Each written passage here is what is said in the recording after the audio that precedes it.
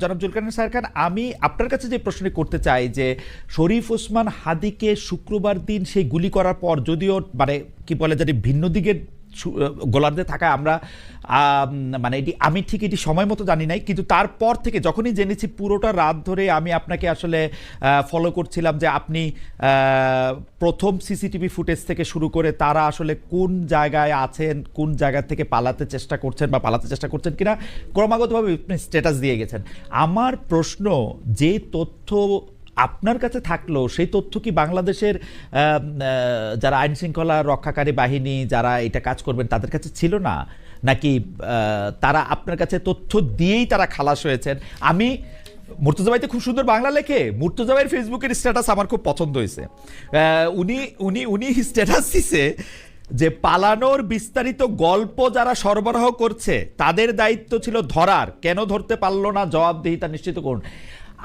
আপনার মানে আমি শিওর এটা আপনাকে এবং কিছুটা বোধহয় আমাদের জাওয়াদ নির্ঝরকেও বলেছেন, আমি জানি না, যে পালানোর বিস্তারিত গল্প যারা সরবরাহ করছে তাদের দায়িত্ব ছিল ধরার, মানে তারা আপনাকে গল্প সরবরাহ করছে, তারা ধরছে না।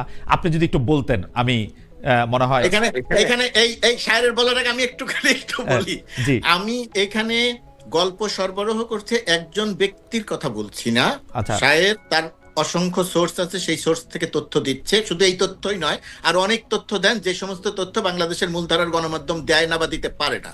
আমি এখানে বলেছি যাদের ধরার দায়িত্ব ছিল তারা বিভিন্নভাবে গণমাধ্যমকে গল্প সরবরাহ করছে, শুধুমাত্র একজনকে।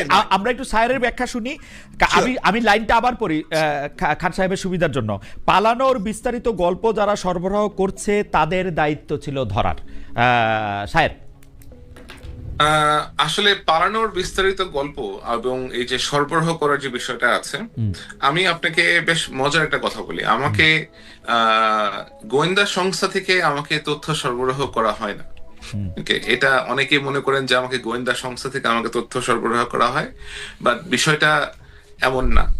আগে আমার গোয়েন্দা সংস্থাতে প্রচুর সোর্স ছিল, এখনো গোয়েন্দা সংস্থাতে প্রচুর সোর্স আছে, এবং আমার যখন কোথাও কোনো প্রয়োজন হয় কোনো তথ্য জানার জন্য আমি তাদেরকে রিচ আউট করি, তাদেরকে রিকোয়েস্ট করি যে এই বিষয়ে কোনো ইনফরমেশন জানার সুযোগ আছে কিনা, অথবা তারা যদি মনে করেন যে তারা কোনো কিছু একটা পলিটিক্যাল কারণে করতে পারছেন না, they do share with me sometimes যে হ্যাঁ এটাকে এভাবে করলে হয়তো বেটার হয়। তখন আমি তথ্য পাওয়া মাত্রই যে আমি জাম্প করে বসবো যে তথ্যের উপরে আমাকে অ্যাক্ট করতে হবে, ওইটাও না। নর্মালি কোনো তথ্য পেলে আমাকে ওইটা ভেরিফাই করতে হয়, আমাকে এটা কয়েকটা সোর্সের মাধ্যমে আমাকে ওটা যাচাই করতে হয়।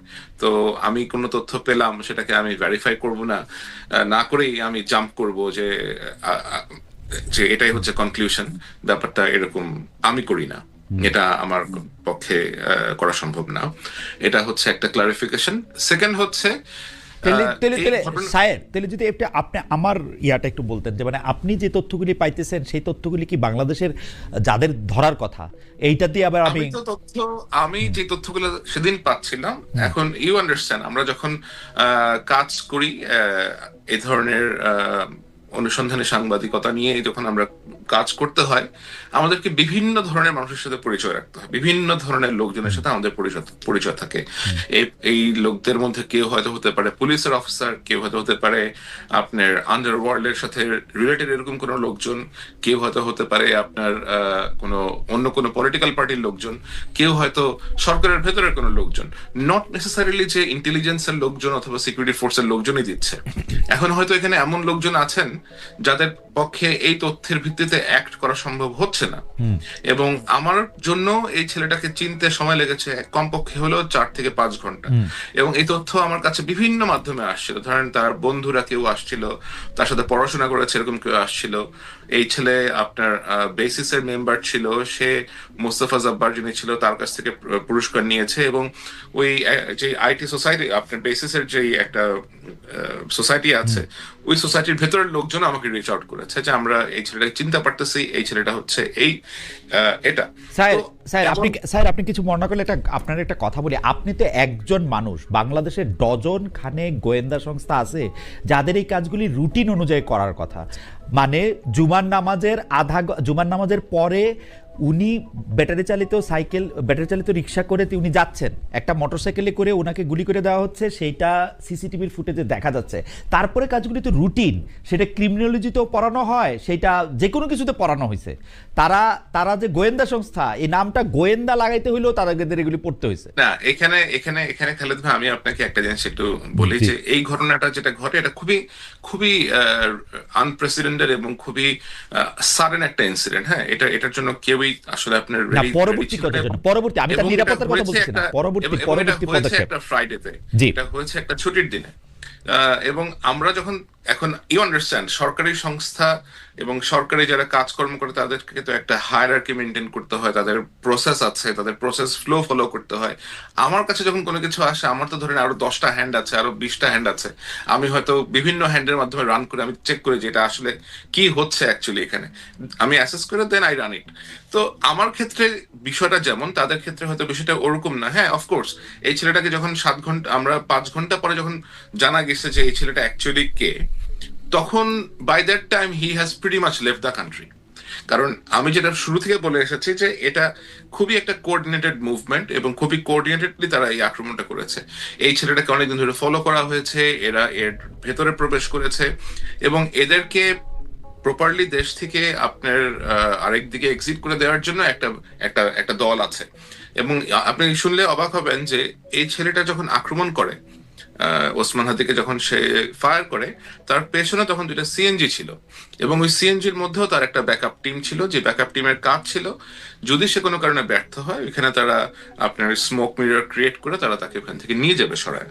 তো এই জিনিসগুলো তো অবশ্যই আমাদের এজেন্সিরা যারা আছেন তারা অবশ্যই এখন এই বিষয়ে অনেক সচেতন হয়েছেন। I hope they are working on it on a very serious scale. আমি যেটা শুনতে পাচ্ছি, they are very serious about it. তো এরকম একটা ঘটনা আশা করি তারা ভবিষ্যতে আর যেন না ঘটে, এটা ঘটাতে তারা সর্বোচ্চ ব্যবস্থা নেবে। আমি শুধু ভবিষ্যতের ক্ষেত্রের আগে আমি শুধু 2টা জিনিস একটু ক্লিয়ার হতে চাই। একটা জিনিস হচ্ছে অ্যাটেম্প টু মার্ডারের ক্ষেত্রে আমি যতদূর জানি, যেই থানার জুরিসডিকশনে পড়বে তাদের কাউরে জিজ্ঞেস করতে হয় না। হোমিসাইডের ক্ষেত্রে কাউরে জিজ্ঞেস করতে হয় না প্রসিডিং শুরু করতে।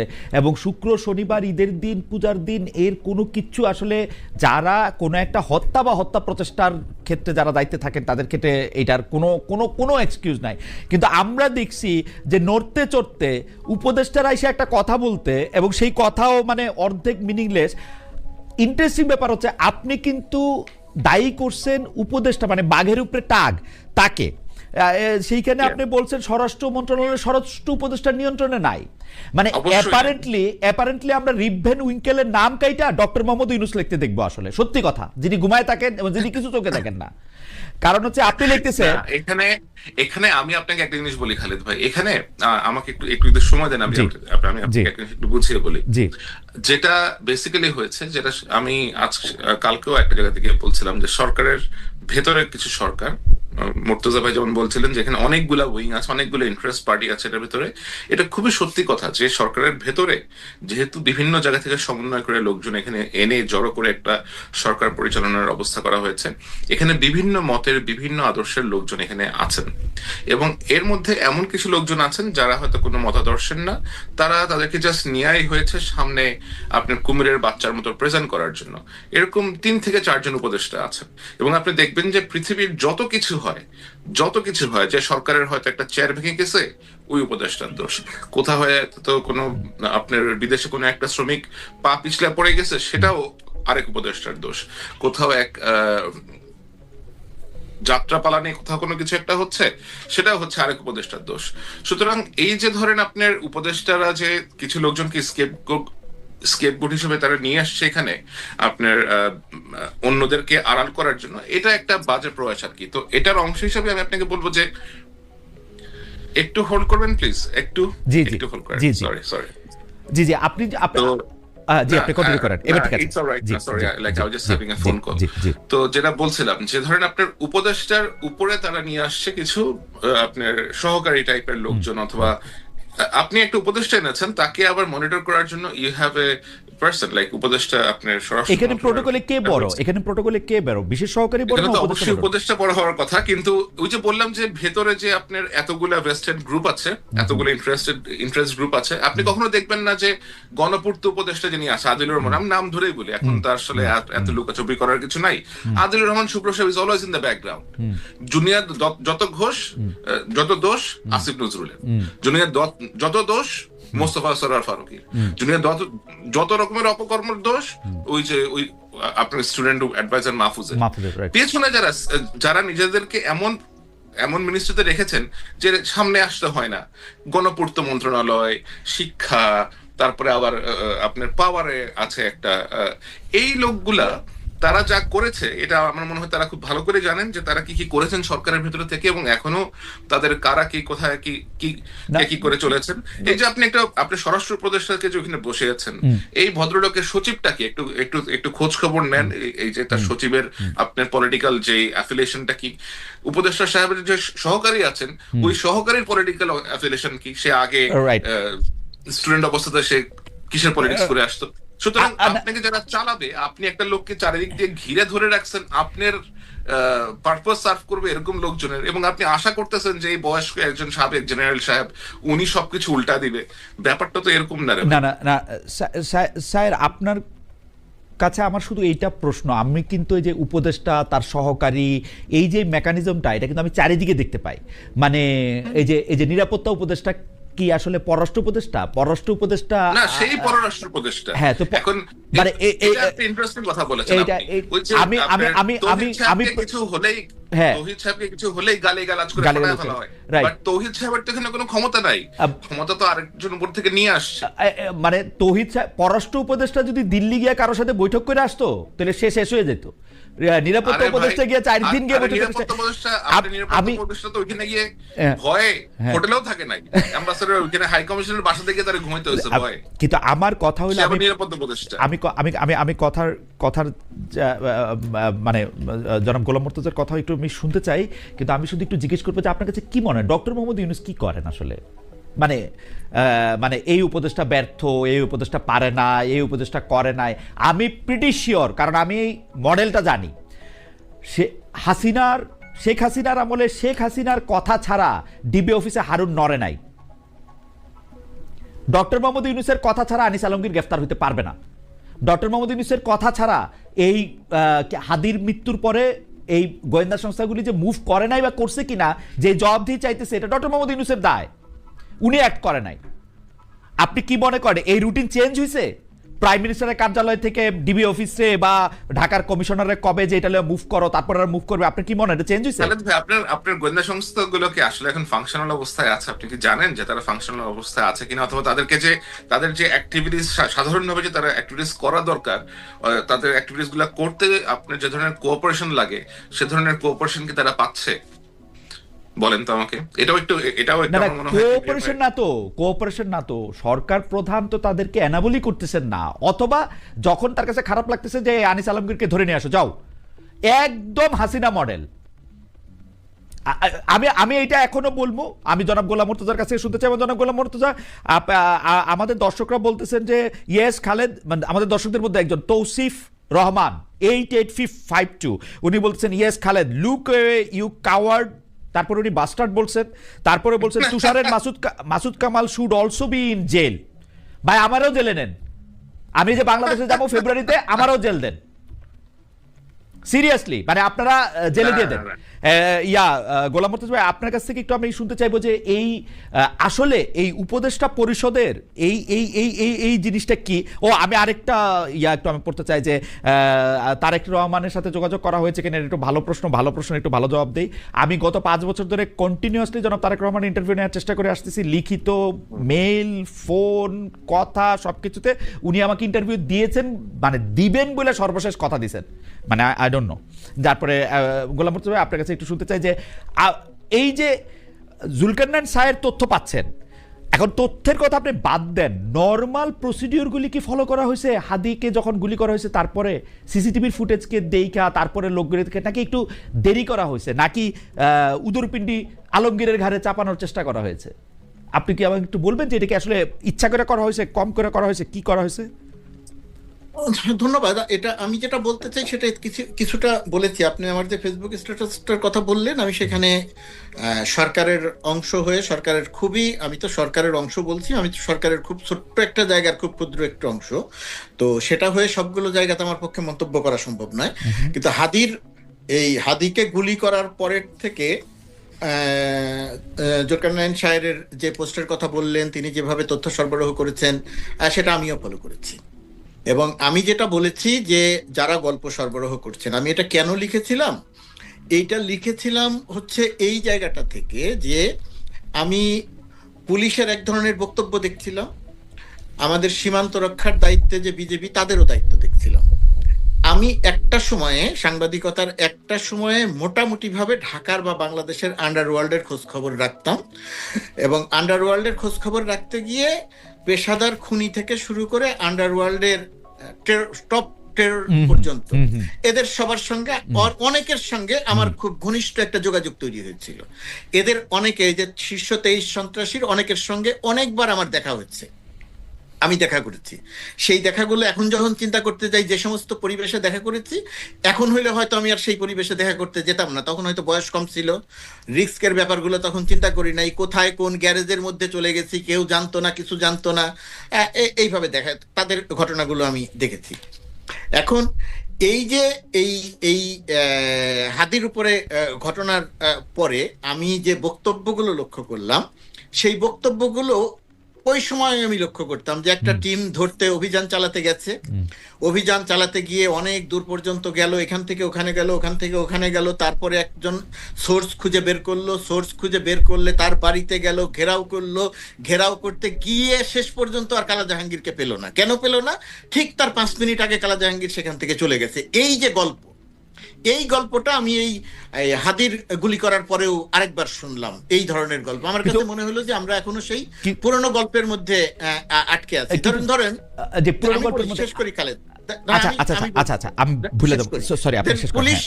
পুলিশ এবং আমি দেখলাম যে জুলকারনাইন সাহেব যে তথ্যগুলো সরবরাহ করছে, পুলিশের বক্তব্যের সঙ্গে তার বা বিজেপির বক্তব্যের সঙ্গে সেই সমস্ত বক্তব্য আমি যদি মিলিয়ে দেখতে যাই, তাহলে মনে করি যে তাদের কাছে ওই তথ্যের অনেকগুলোই আছে। মানে পুলিশের সঙ্গে বিজেপির কথা হচ্ছিল, বিজেপি পুলিশকে সহায়তা করছিল, পুলিশ বিজেপিকে সহায়তা করছিল, এই রুট দিয়ে যেতে পালাতে পারে সেই বিষয়ে একটা সতর্কতা ছিল। কিন্তু বিজেপি শনাক্ত করলো এই 2 জন মানব পাচারকারী।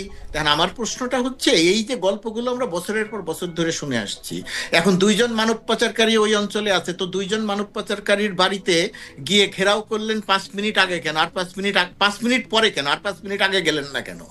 এই যে ওই 2 জন মানব পাচারকারী আছে, তো সেটা যদি শনাক্তই করা হয়, সেটা যদি মনেই করা হয়, এটা তো বিজেপি তখন জানতো না, বিজেপি তো বহু আগে থেকেই জানতো।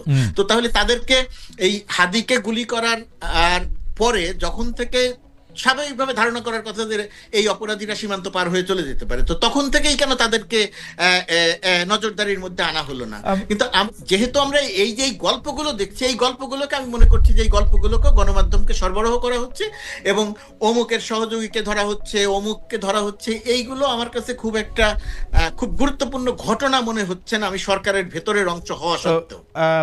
মুর্তজা ভাই, আমি জুলকারনাইন শাহের খানকে যে প্রশ্নটা করছিলাম, সেই প্রশ্নটা হচ্ছে যে আমি তথ্য নিয়ে না, কিন্তু আমি প্রসিডিউরটা শুরু করার ক্ষেত্রে যে আপনি জানছেন, এখন হাদি কিন্তু খুব অপরিচিত একজন না, হাদি খুবই পরিচিত একজন, তার মুখ চেনা, তাকে যে গুলি করে তাকে হত্যার অ্যাটেম্প নেওয়া হয়েছে সেইটাও খুব দ্রুত জানা গেছে। তারপরে কি এই একটা করা হয়েছে সময় মতো? শাহের খান অবশ্য বলতেছেন যে স্বরাষ্ট্র মন্ত্রণালয় স্বরাষ্ট্র উপদেষ্টার হাতে নাই, এর উপরে আরেকজন আছে, এবং ওনার ফেসবুক পোস্ট, এই আলোচনাগুলো আমার কাছে আসলে কোনো ওনার ফেসবুক পোস্ট আরো ক্লিয়ার। উনি ফেসবুক পোস্টে বলছেন খোদাবক্স রজার খলিল আর স্বরাষ্ট্র সচিবের নামটা যোগ করলেন না, মানে যাই হোক, মানে উনি বলতেছেন যে এইটার মধ্যে থেকে আসলে ফাংশনটা করতে পারতেছে না। আপনি এরকম ফিল করেন কিনা? মানে মুর্তজা ভাই, আমি একটু শর্ট করে যে আপনি দুইজনই যখন প্রায় একই সময়ে, আমরা কিন্তু খেয়াল করছি বিএনপির প্রথম 2001 থেকে 2006 সালে আলতাফ সাহেব এবং বাবর সাহেব মন্ত্রী প্রতিমন্ত্রী তারা কিন্তু ফাংশন করতে পারতেছিলেন না আসলে প্রপারলি। আলতাফ সাহেবকে সরায় দিয়ে শুধু একজন স্বরাষ্ট্র প্রতিমন্ত্রীকে রাখা হলো বাবর সাহেব, তখন কিন্তু এটা ভালো করতে পারলো বা তাদের ইচ্ছা মতো এটা করতে পারলো বলে মনে হলো। একই সমস্যা কি এখানে না? স্বরাষ্ট্র উপদেষ্টা, বিশেষ সহকারী, কার কি কাজ? এই আলোচনার মধ্যে আসলে আমি ঢুকতেই চাই না এই কারণে, এই লজিকে যে এইখানে ব্যক্তি একজন, দুইজন, তিনজন, কার উপরে কে, এই আলোচনাগুলো আমরা করতে পারবো, কিন্তু আমরা শেষ বিচারে গিয়ে দেখবো বা দেশের মানুষ দেখতে চাইবে কাজটা হলো কিনা, কাজটা হচ্ছে কিনা। তা এখন পর্যন্ত যে কাজের কথা বলছি, শুরু করাটা ধীর গতিতে, শুরু করার সময়ে অতি দ্রুত করলাম কিনা, আমরা যদি অতি দ্রুতই শুরু করতাম তাহলে আমার ধারণা যে ওই সীমান্ত পার হয়ে এরা চলে যেতে পারতো না। আপনি অতি দ্রুত যদি আমরা শুরু করতাম বা যথাসময়ে যদি আমরা শুরু করতাম, নিঃসন্দেহে এখানে আমাদের একটা দুর্বলতা আছে, কিন্তু ওই আলোচনাগুলো আমি আসলে ঢুকতে চাই না যে কে কার উপরে। এখানে যে যার উপরে হোক, দায় শেষ পর্যন্ত গিয়ে সরকার যায় তার উপরে, প্রশংসা তার উপরে।